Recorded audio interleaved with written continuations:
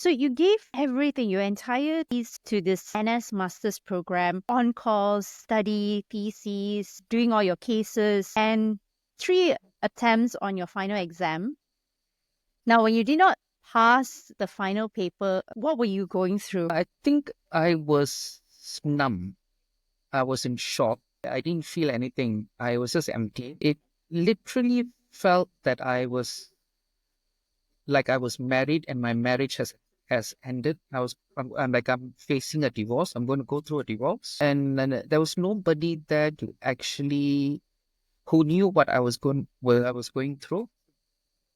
Um, it was a very difficult moment for me because you put your heart and effort into a particular, I would say, a relationship I had with the field, and it didn't work out. So it was devastating.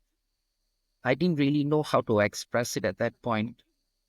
All I knew I was just feeling empty. What did you do? I mean, when was it that you sat for that final time, the final attempt?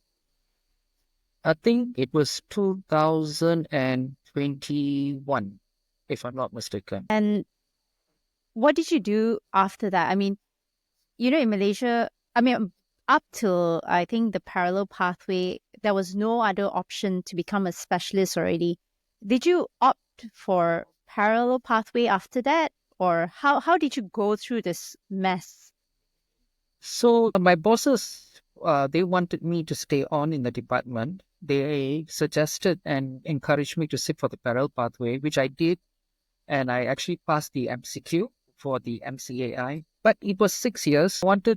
I wanted some clarification from the coordinator of program because I had already done all the rotations in the master's program, and I'm hoping to be exempted from repeating it again. I think this is 3 years ago, so I would have been 41 or 42 at that time. 6 years means I will be 48 by the time I come out.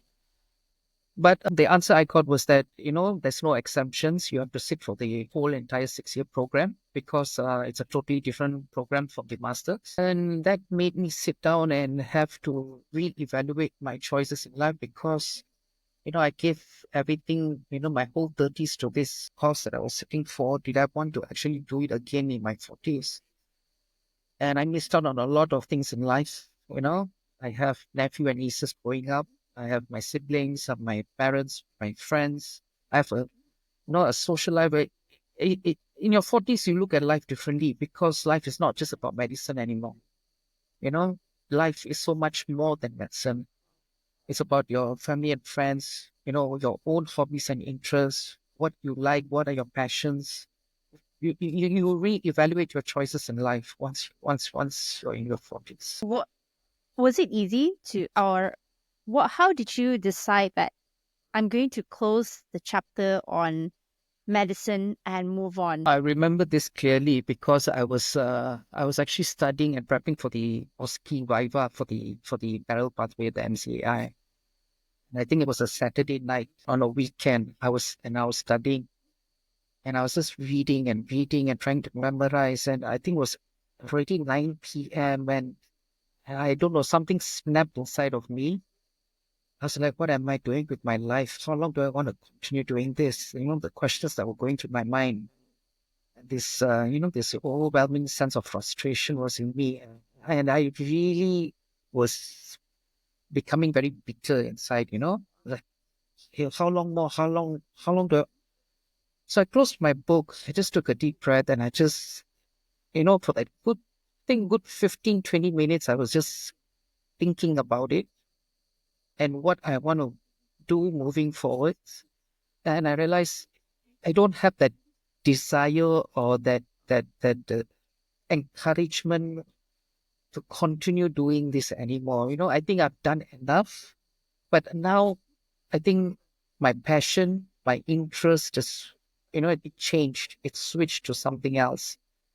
I wanted to start living my life on my own terms, and not just about medicine anymore. Do you feel like the system had let you down? I feel the system could be improved because I feel that candidates are solely being judged by just one examination theory examination and viva examination.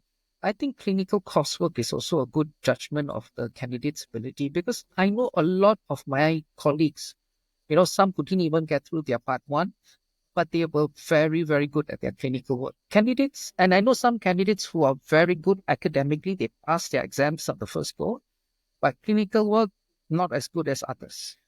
Clinical judgment, that's another separate issue. I know a lot who are good who didn't get through the exams as well.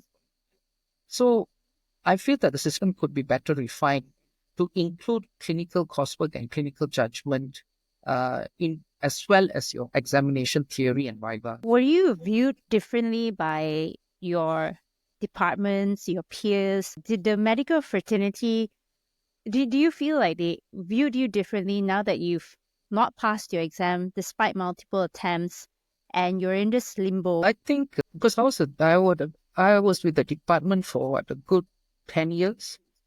I think I think a lot of them showed empathy, but a lot of them also, they could not understand what I was going through, because it's very rare to not get through the final exam, and they didn't know how to approach me or talk to me about it. Mostly consultants came and approached me. They did, sit down, talk to me. They wanted me to stay on. They wanted me to continue with the parallel pathway, so forth. They didn't want to lose me. But I did stay on for a while, but it came to a point where I realized that, this chapter, I have no regrets. I'm glad I did it. I enjoyed it. I learned a lot from it.